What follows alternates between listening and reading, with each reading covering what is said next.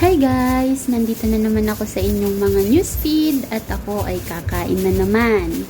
At ang ulam ko ngayon ay fried chicken galing sa kantin. Kantin namin dito sa loob. So, dun sa last video ko, may nag-comment doon. Ang sabi niya, bubunihin na raw ako, kakakain ko ng sardinas, kauulam ko ng sardinas. Wala naman akong magagawa. Kasi sardinas lang yung pwede kong bilhin. Napaka-poor. Hindi, joke lang. Pero actually, may mga kati-kati na nga ako dito sa braso ko at saka sa binti ko. Baka nga buni na to. Pero wag naman sana. Naliligo naman ako araw-araw. And, yun namang pag-uulam ko ng sardinas, nakakadalawa pa lang naman ako last week. Tapos yung ulam ko kagabi, yun.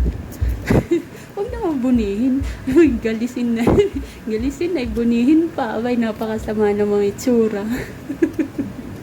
Tsaka sabi ko nga, diba, pag nandito ka sa Manila, dito ka nagtrabaho from province, kung hindi naman maganda yung trabaho mo, hindi naman ganun kalaki yung sahod mo, talagang makikilala mo lahat ng klase ng dilata.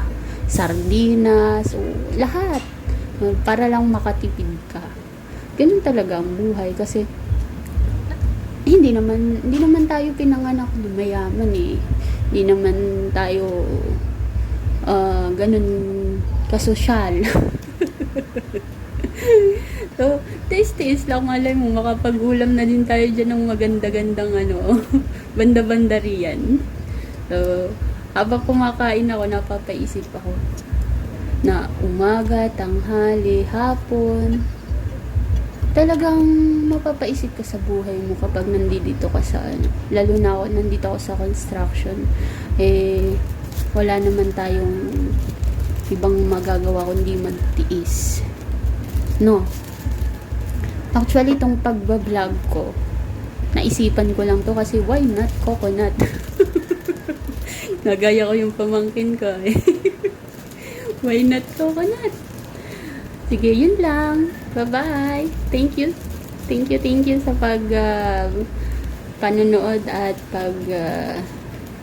subaybay sa aking mga kain reels, kain videos.